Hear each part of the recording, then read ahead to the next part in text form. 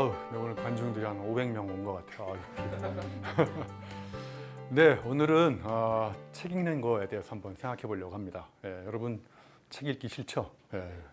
우리 사회가 책을 못 읽게 자꾸 막는 것 같아요. 그래서 오늘은 메리안 울프라는 사람을 모셔다가 그분이 쓴 책 중에 두 권의 책이 있거든요. 우리말로 번역된 건 책 읽는 뇌가 있고 다시 책으로라는 책이 있어요. 그 책에서 주장하는 핵심 메시지에 비춰서 우리가 책을 깊이 읽지 않으면 어떻게 될지, 깊이 읽지 않으면 깊이 대상이 되거든요.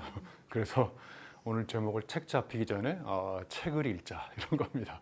앞에 책과 뒤에 책이 다르잖아요. 그래서 아무튼 오늘의 핵심 메시지는 뭐냐면 우리가 다른 생각을 하려면 나하고 다른 세계에 사는 사람들이 쓴 책을 읽어야 되거든요. 그래서 그 사람의 생각과 내 생각을 이렇게 자꾸 접속하는 연습을 해야 되는데 우리가 다른 사람의 책과 접속하지 않는 이상 내 생각이 이렇게 미천하구나, 내 생각이 이렇게 정말 잘못됐구나 이런 것들을 알 수 있는 방법이 없거든요. 그래서 책은 저는 거울이라고 생각해요. 거울에 이렇게 비추어가지고 내 생각을 끊임없이 이렇게 반추해보는 이런 걸 좀 한번 생각해 보려고 합니다.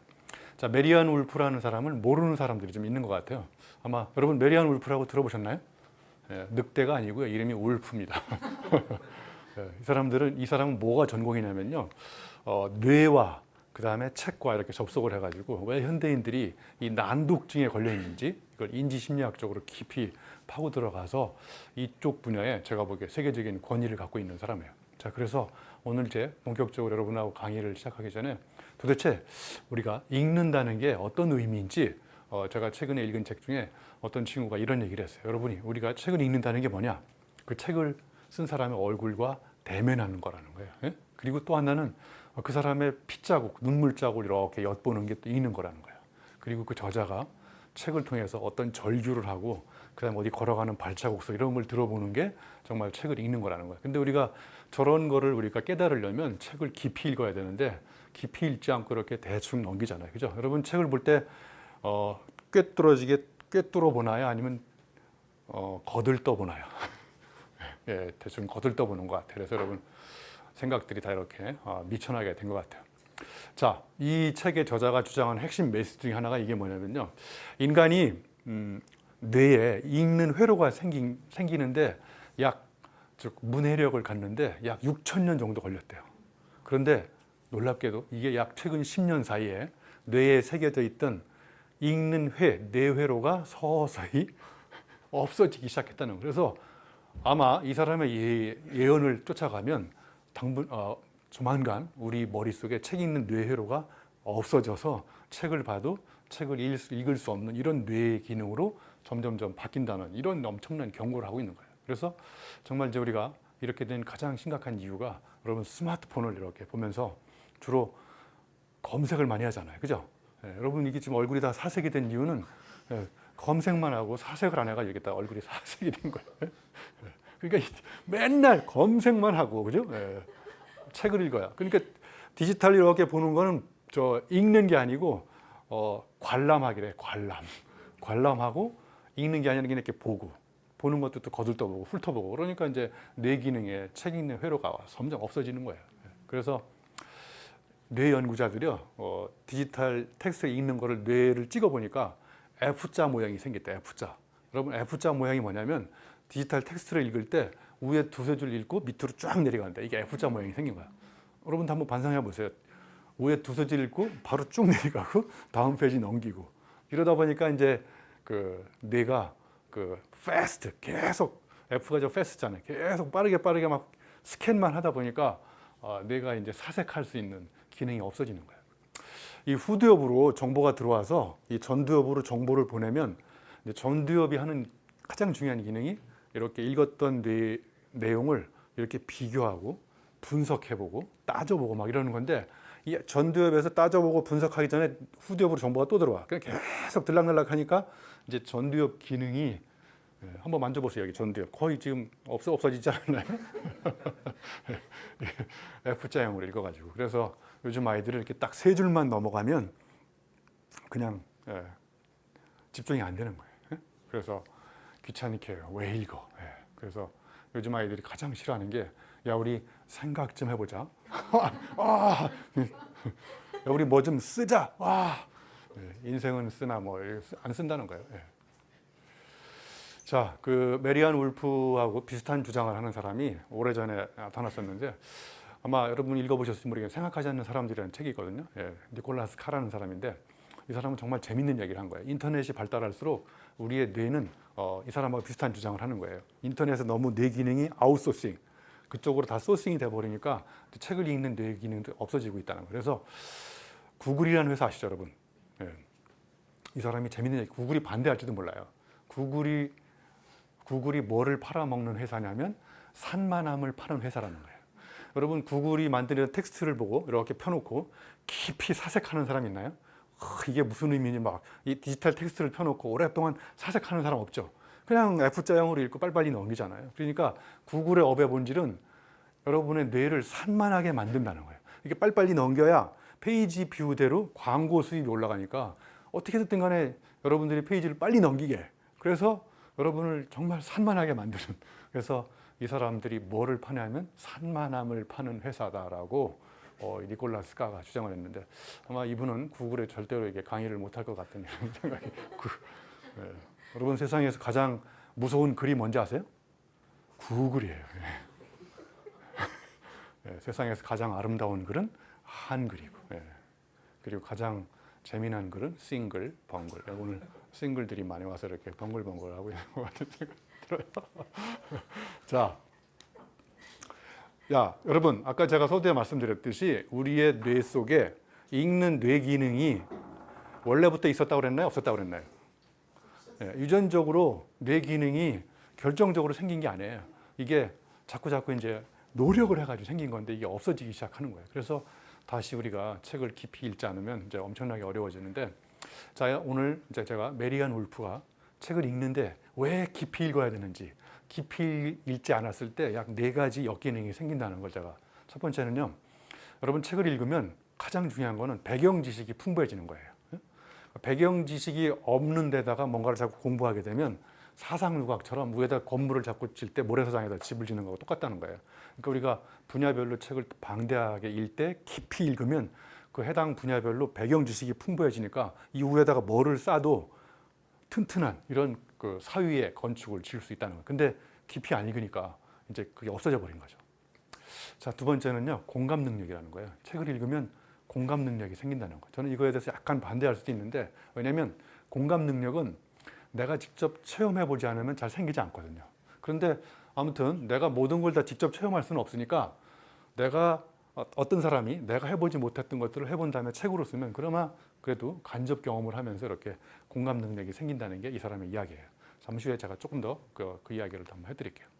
자, 그다음에 이제 두 번째는요, 세 번째는 책을 많이 읽은 사람은 연상 능력이 풍부해진다는 거예요.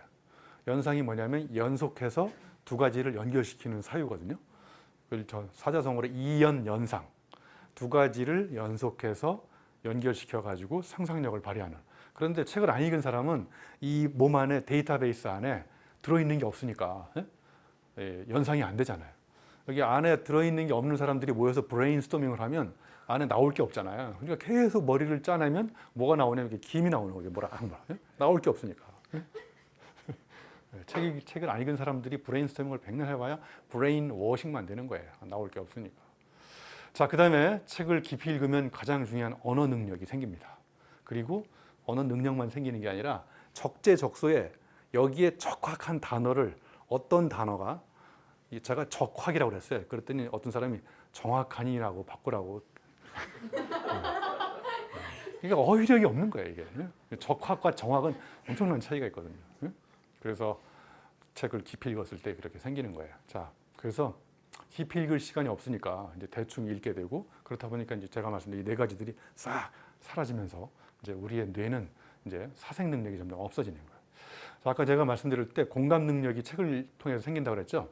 여러분 제가 톨스토이 첫 번째 강의할 때 톨스토이의 안나 까레리나 책, 여러분 안나 까레리나라는 책 다 만져보셨나요? 네, 읽어보시진 않은 것 같고, 거기에 보면 안나 까레리나가 결국은 열차에 몸을 던져가지고 뛰어들어서 죽잖아요. 그럼 그 장면을 봤을 때 사람들은 내가 안나 까레리나 주인공인 거예요. 그래서 내가 뛰어들어가지고 열차에 죽는 그 장면을 그대로 내가 겪는 것처럼 경험을 한다는 거예요. 그러면 그때 눈물도 나고 가끔씩 또 이렇게 어떤 또 감동의 장면이 있을 때 감동의 어떤 눈물도 나고. 근데 책을 안 읽으면 그런 다양한 경험의 장에서 다른 사람들이 경험했던 무대 위로 뛰어 들어가서 그걸 할 수 없으니까 이제 공감 능력이 안 생긴다는 거죠. 예. 자, 그리고 폭넓게 책을 읽은 사람은 이론 이연 연상을 해가지고 이 비유적 사고, 추론 능력을 엄청나게 또 만들어낼 수가 있어요. 여러분 그 연상 능력, 비유 능력 이거는 뭐냐면요, 두 가지 이상을 연결시켜서 새롭게 해석하는 능력이거든요. 제가 이제 언젠가 또 한번 은유에 대해서 말씀드릴 기회가 있는데, 은유라는 거는 두 가지가 비슷한 것 같지 않은데 겉으로 보기에는 닮지 않았는데 두 가지를 이렇게 연결시키는 거예요. 연결시켜서 뭔가를 생각하는 거예요. 자, 예를 들면 공부는 망치다. 그러면 공부하고 망치가 겉으로 보기에는 닮지 않았는데 이렇게 연결시킬 수 있는 사유의 능력은 책을 많이 읽은 사람 치지 않고서는, 언어 능력이 없는 사람들은 이 두 가지를 연결시키는 사유가 안 생기는 거죠. 예. 자, 그리고 이제 내면에 누적되어 있는 게 없을 때 바깥으로 끄집어낼 수 있는 사유가 없기 때문에 이제 외부 지시원에 자꾸 의존하게 돼요. 아까 우리의 뇌 기능을 아웃소싱 시킨다고 그랬죠. 자, 아웃소싱을 많이 하면 할수록 왜 그렇게 많이 하게 되냐면 내 내면에서 어떤 거를 연결시켜 가지고 사유할 능력이 부족해지니까 자꾸 이제 바깥에 가서 찾기 시작하는 거예요. 예? 바깥에 가서 찾으니까 어떻게 돼요? 사유가 이제 내 내면에서 뭔가를 끄집어내 가지고 연결시켜서 풍부한 사유를 할 수 있는. 그러니까 A와 B를 봤을 때 기존에 내가 B를 알고 있어요. 자, 그럼 바깥에서 A가 들어와. 그러면 A와 B가 연결돼 가지고 거기서 스파크가 일어나면서 뭔가를 생각해낼 수 있는데, A가 들어오는데 안에 B가 없어. 그럼 여기 연결될 게 없어. 그냥 들어왔다 나가고 들어왔다 나가고 이제 이런 악순환이 반복되는 거죠. 자, 그래서 이 깊이 읽는다는 것이 결국은 우리가 다른 것과 계속 연결시켜서 사유를 이렇게 확장시켜 나가면서도 또 한 분야를 이렇게 깊이 파면서 나의 전문성을 쌓아나가는 이런 거를 저는 이제 연결의 상상력이라고 저는 생각을 해볼 수 있어요. 자, 여러분 그 발터 베냐민이라고 들어보셨나요? 예, 이분도 이렇게 그 깊이 있는 것에서 한마디를 한 적이 있는데 메리안 울프하고 비슷한 생각을 해서 제가 한번 연결시켜 봤어요. 자, 이분이 그냥 책을 읽는다는 것은 어떤 거에 비유한 거냐면 비행기를 이렇게 하늘 보면서 비행기를 올라가 가지고 땅을 이렇게 쳐다보면서 지나갈 때 그게 그냥 읽는 거하고 비슷하다는 거예요. 예? 근데 책을 여러분이 읽으면서 한번 100개 써본 적 있나요? 이걸 필사라고도 하고 또 그 자기한테 딱 감동적인 문장을 이렇게 손으로 베껴서 쓰는 거를 또 옛날 사람들이 이렇게 독서를 그렇게 많이 했었잖아요. 손으로 베껴 쓰면서 이렇게 베껴 쓰는 거는 이렇게 걸어가면서 동네 골목을 다 샅샅이 뒤져보는 그런 거하고 비슷하다는 거예요. 그러니까 비행기 타고 날아갈 때 하고 걸어서 갈 때 이게 바로 베껴 쓰느냐 그냥 읽고 훑어서 지나가느냐 이런 거의 차이라고 이제 이야기를 하는 거예요. 여러분도 주로 비행기 타고 날아가면서 대충 거들떠보는 것 같아요. 자, 그래서 제가 이제 옛날에 이런 말을 남긴 적이 있어요. 제가 일부러 1000페이지 이상 되는 책을, 두꺼운 책을 계속 읽고 제가 페이스북에다 제가 읽은 책을 산더미 같이 싸놓고 거기다 포스트잇 다 붙여놓은 다음에 이런 멘트를 페이스북에다 써놓은 적이 있어요. 두꺼운 책을 읽어야 두꺼운 교양이 생긴다. 예, 근데 뭐 두꺼운 책커녕 뭐 얇은 책도 요즘에 거의 안 읽잖아요. 그죠? 예. 자, 실제로 이 메리안 울프가요, 스스로 실험을 해봤어요. 여러분 유리알의 유의 책을 이 메리안 울프가 유리알의 유리 우리말로 다 번역된 책이 버전이 여러 가지가 있는데 그 헤르만 헤세가 쓴 책이잖아요. 이게 좀 읽기는 어려워요. 아무튼 고전은 왜 이렇게 하나같이 다 어려운지 고전을 읽다가 고전을 면치 못하는 이런 책들이 많은 것 같아요. 아무튼 이 사람도 메리안 울프가 유리알의 유의를 직접 읽어본 거예요.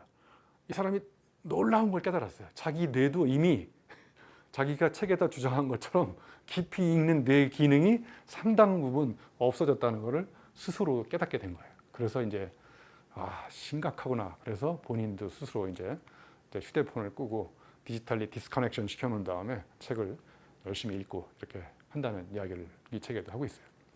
자, 그래서 우리가 진짜 독서를 하는 굉장히 중요한 목적은 뭔가 새로운 걸 배우는 것도 필요하지만 이미 알고 있었던 것을 버리는 학습을 전문 용어로 폐기 학습이라고도 하고 영어로 이제 unlearning이라고도 그래요. 그러니까 내 머릿속에 들어있는 것들을 자꾸 이렇게 폐기 처분해야 여기 공간이 생겨가지고 새로운 게 이렇게 들어올 수 있는 러닝이 생기거든요.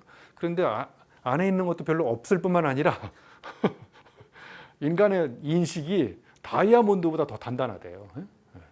정말 한번 깨지기도 어려울 정도로. 그래서 머릿속에 들어있는 옛날의 생각들을 새로운 책을 읽으면서 이걸 깨부수고 자꾸 버리고 그러면서 이제 새로운 학습이 일어나게 될 때 우리는 이제 많은 학습을 새롭게 할 수 있을 것 같아요. 자, 저도 원래 책을 안 읽기로 유명했거든요. 저는 원래 시골이 고향이거든요. 충북 음성에서 어렸을 때 수렵, 어로, 채취, 농경 이런 4종 세트를 경험하면서 저는 자연이 책이었어요. 자연. 예? 그래서 저는 위인전을 만져본 적이 없거든요. 예, 그리고 이제 고등학교는 제가 공고를 가가지고 용접하면서 일찍부터 술을 마시기 시작해가지고 지금은 소주를 못 마시는 안타까운 게 그때도 책을 거의 안 읽고 그리고 이제 한전에 가서 일하다가 우연히 제가 책을 읽었는데 저를 이렇게 바꿨던 운명의 책이었어요.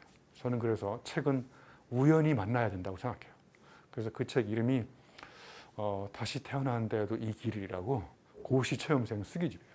제가 그 책을 읽고 고고생이 서법고시 패스한 감동적인 수기거든요. 그래서 그 책을 읽고 수이 확 깨가지고 한양대학교 법학과를 가려고 공부를 했는데 다행히 법학과 점수가 안 나와서 지금 교수로 있는 한양대 교육공학과에 입학을 했는데 정말 한양대 교육공학과는 정말 당시에 신선학과라서 미달이었었어요. 그래서 제가 우수한 성적으로 한양대 교육공학과에 입학을 해서 미달인과에 대학 교수가 되게 만든 책이 바로 사법고시 행정고시 체험생 수기집이에요. 제가 이 책을 읽고 감동받아가지고 여러분한테 추천을 해주면 여러분 똑같이 감동받을까요? 저는 그래서 모든 추천 도서는 별로 의미가 없다고 생각해요. 여러분의 마음속에 위기의식이 있으면 이 세상의 모든 책이 다 스폰지처럼 빨려드는데 위기의식, 목적의식이 없는 인간한테는 아무리 좋은 책을 추천해줘도 그냥 뭐 종이책에 불과한 거죠. 그래서 저는 독서법보다 여러분이 마음속에 위기의식을 기르는 게 굉장히 중요하다는 생각을 해봤어요. 자, 그러면 우리가 왜 책을 읽어야 될까? 여기부터는 이제 제가 생각한 걸 말씀드리려고 그래요. 책을 왜 읽어야 되느냐? 여러 가지 이유가 있어요. 첫 번째는 개념을 습득하는 거예요. 메리안 울프도 언어의 습득이 깊이 있는 것의 가장 중요한 목적이라고 그랬잖아요. 여러분 보니까 거의 개념이 없는 것 같아요. 제가 이따가 개념 테스트를 간단히 해볼 거예요. 책을 많이 읽은 사람은 남이 쓰지 않는 그런데 쓰는 언어도 색다르게 쓰고 있어요. 왜냐하면 책에서 좋은 문장들 속에 개념들을 많이 만났기 때문에. 두 번째는 이제 우리가 책을 왜 읽냐면 좋은 문장을 만나기 위해서. 저는 인두 같은 한 문장이라고 표현해요. 인두가 뭔지 아시죠?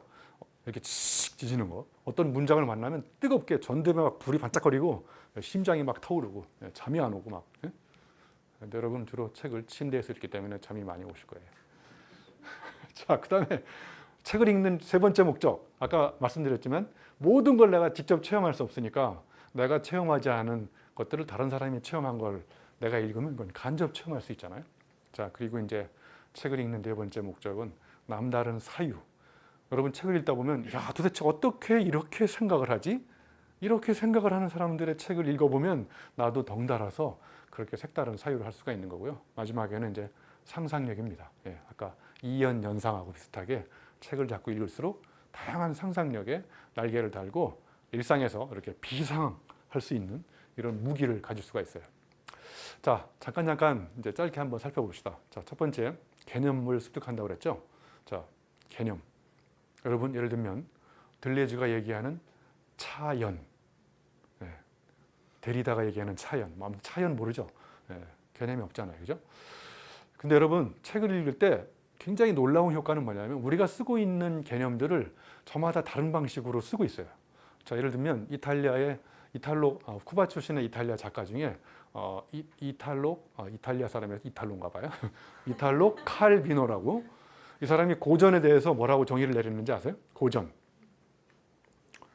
나는 무엇을 다시 읽고 있어라고 말하지 나는 무엇을 읽고 있어라고 말하지 않는 책이라는 거예요. 잘 이해가 안 가시는 것 같아요. 자, 예를 들면 여러분 데미안은 언제 읽나요? 보통 초등학교 때. 되게 일찍 읽으시네. 보통 뭐 중학교나 뭐 고등학교 이런 때 읽잖아요. 그러면 저희가 데미안을 읽고 있어 그러면 쪽팔리잖아요. 나는 지금 데미안을 다시 읽고 있어. 뭘 다시 읽어? 지금 읽는 건데. 그러니까 쪽팔리니까 다시 읽고 있어. 이렇게 말하는 게 고전의 개념이라는 거예요. 아니 이런 걸 책을 안 읽으면 어디서 이런 개념을 만나겠어요? 재미있잖아요. 여러분 국어사전에 있는 책 고전이라는 정의를 읽고 감동받은 사람 있어요? 없잖아요. 사랑을 찾아보면 두 사람이 주고받는 정, 정을 찾으면 두 사람이 주고받는 사랑, 이렇게 계속 동어 반복으로 돼 있잖아요. 자, 그 다음에 우리가 책을 많이 읽는 사람들은 저는 문장 부자라고 생각해요. 문장 부자. 문장이 풍부한 사람들은 정말 진짜 부자라고 생각해요. 자, 제가 좋아하는 신영철 작가가 느낌의 공동체라는 책에서 이런 말을 남겼어요. 창작이라는 것은 본래 왼쪽에서 뛰는 심장이 시켜서 하는 일입니다. 모든 예술가는 그래서 다 좌파다. 이런 문장을 남겨. 여러분 한번 심장을 만져보세요. 왼쪽이 더 큰 사람은 좌파고요. 오른쪽이 더 크면 우파. 뭐 이렇게. 그래서 페이스북에서 누군가가 교수님은 우파입니까? 좌파입니까? 이렇게 이상한 질문을 하더라고요. 그래서 제가 새는 좌우 양날개로 날아갑니다. 그랬더니 노 코멘트하고 더 이상 나타나지 않더라고요. 자, 그리고 모든 책은 또 간접 체험의 보고거든요. 제가 EBS 굉장히 좋아하는데 EBS에서 가장 좋아하는 방송 중에 하나가 지식 채널이에요. 지식 채널의 옛날 동영상 중에 제목이 경험은 안주인이다 이런 동영상이 나온 적이 있어요. 그 사이에 뭐가 들어있냐면 경험은 글을 잘 쓰는 모든 이들의 안주인이다. 이게 레오나르도 다빈치가 남긴 명언이거든요. 그 동영상 첫째 딱 동영상 초반부에 뭐가 나오냐면 키케로가 이런 명언을 남겼어요. 세상이 타락했다. 잡것들이 너나 할 것 없이 책을 내려고 한다. 그래서 잡것들의 사례를 하나씩 보여줘요. 소설 허먼 멜빌 백경 쓴 사람, 그 다음에 또 예를 들면 저 프란츠 카프카 성 쓴 사람, 다 이게 저 허먼 멜빌은 포경선 선원인 것 같았고요. 그 다음에 프란츠 카프카는 제가 보기에 우체부 직원 이렇게 아무튼 젊은 시절에 힘든 노동을 했었고, 좋은 글씨 쓴 다니엘 호스도 다 불우한 시절을 보냈었고요. 올리버 트위스트, 찰스 디킨 다 불우한 청소년 시절을 보내고 인생을 통해서 다양한 경험을, 잡다한 경험을 한 사람들이에요. 그래서 지식채널 동영상 끝부분에 이런 말이 나와요. 잡것들이 아니고서야 누가 책을 내랴. 잡것들이 싹 지워지고 뭘로 바뀌어요? 작가들로 바뀌어요. 그러니까 작가가 되려면 잡다한 경험을 해야 된다는 거예요. 저도 잡다한 경험을 많이 했잖아요. 농공상, 수렵어로 채취 농경생활을 했죠. 그 다음에 공부 다니면서 용접하고 평택 화력발전소에 가서 또 발전소 근무사고 공돌이도 해보고, 그 다음에 잠깐 벤처기업 부사장 하다가 말아먹고, 농공상 체험을 하다 보니까 이제 방대한 데이터베이스 안에 엄청난 이제 글쓰기에 글감이 생긴 거예요. 자, 이제 네 번째 우리가 책을 읽는 이유 아까 뭐랬죠? 사유. 어떻게 저런 사유를 할 수 있을까? 저는 신영목 교수님 책 중에 담론이라는 책에 보면 발과 건빵 이야기가 나와요. 여러분 교도소에서 건빵을 드시는데 이분이 세 개를 넣고 침으로 돌려가지고 옆에 사람 소리 안 들리게 먹을 수 있다는 걸 연구 결과를 발표한 적이 있어요. 그래서 너무 배가 고파가지고 침으로 건빵을 네 개를 넣고 침으로 돌리다가 침에 한 개가 와가지고 이제 바사사삭 소리가 나는 거예요. 그래서 옆에 사람이 건빵 넣어지 27개 먹었지 이렇게 셀 정도로. 근데 이제 교수님이 이제 건빵을 드시다 목이 말라가지고 화장실에 가서 이제 물을 드시고 오다가 옆에 사람 발을 밟았어요. 그래서 이제 발을 밟으니까 발을 밟힌 사람은 너무 화가 나잖아요. 건빵도 혼자 먹고 말이야. 발도 밟고 그래서 대판 싸움이 일어났어요. 자, 싸움이 왜 일어났을까요? 발을 밟았잖아요. 그죠? 좀 대답 좀 해보세요. 자, 그 다음에 발을 어디 갔다 오다 밟았어요? 화장실. 화장실 왜 갔어요? 물 마시러. 물을 왜 마셨어요? 목이 말라서. 목이 왜 말랐어요? 건빵을 먹어서. 자, 그러면 발하고 건빵은 무슨 관계예요? 상관관계 아무. 겉으로 보기에는 이 사람이 발가락으로 건빵을 먹은 게 아니거든요. 그러니까 겉으로 보기에는 아무 관계가 없는데 뒷조사를 해보니까 이게 구조적으로 연결돼 있잖아요. 자, 이렇게 책이라는 것은 보이지 않는 것을 보이는 걸 움직이는, 이걸 전문용어로 햄버거 커넥션이라고 그래요. 햄버거를 빨리빨리 먹을수록 지구온난화가 가속화된다. 햄버거와 지구온난화 무슨 관계예요? 아무 관계없이 보이지만 여러분 햄버거를 먹으면 소고기가 더 많이 필요하고 소를 더 빨리 길러야 되니까 아프리카 멀쩡한 삼림 초목을 다 목초지로 만들고, 그러니까 바다 지구 해일이나 온난화가 가속화되고 햄버거를 빨리 먹을수록 지구온난화가 가속화된다. 이런 사유를 배울 수 있는 게 저는 책이라고 생각해요. 자, 이제 마지막 상상은 이것도 이제 신영목 교수님 말씀이긴 한데 단어와 상상의 관계. 여러분이 어떤 단어를 떠올렸을 때 단어와 연상되는 게 바로 여러분의 상상력의 세계라는 거예요. 자, 한번 예를 들어 볼게요. 자, 아파트 그러면 자, 윤수일이 떠오르는 사람 한번 들어보세요. 빨리. 우리 작가님은 연식이 어느 정도 되신 분들이에요. 여기 우리 학생들이 윤수일이 모르죠? 예, 모르니까 연상이 안 되는 거죠. 예? 저는 윤수일 그러면 뭐가 떠오르냐면, 저 아파트 그러면 뭐가 떠오르냐면, 아파트 건설 현장에서 일하는 그 노동자들의 구릿빛, 땀 흘리는 모습이 떠올라요. 왜냐면 제가 옛날에 아르바이트 하면서 건설 현장에서 벽돌 날라본 적이 있었거든요. 예. 자, 그래서 여러분의 사상의 깊이를 아는 방법은 특정 단어를 딱 던진 다음에 그것과 관련돼서 무슨 연상을 하는지를 보면 그 사람이 그 단어에 대한 사위의 깊이를 알 수 있다는 거예요. 그런데 우리가 책을 읽으면 이런 놀라운 상상력을 연상시켜 가지고 발휘할 수 있는데, 우리의 상상력이 늘어나지 않는 이유는 늘 비슷한 체험을 하고 책도 거의 안 읽는 데다가 또 분야별 전문 분야 책만 계속 읽다 보니까 이렇게 된 거예요. 아파트 그러면 누구는 또 평수가 떠오르는데 몇 평짜리냐, 뭐 이게 강남에 있냐, 뭐 이런 말이 떠오른다는 놈도 있고, 아이가 학교 갔다 와서 아빠 우리 집 아파트는 몇 평이야? 옆집에는 58평인데 우리는 20평이야. 그래서 요즘에 평등의 개념이 아파트 평수와 학교의 등수, 석차 연결돼 가지고 평등이라는 개념이 생겼다는 설이 있어요.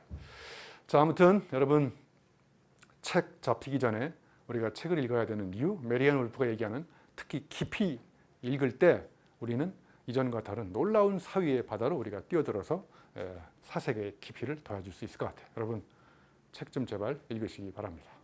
고맙습니다.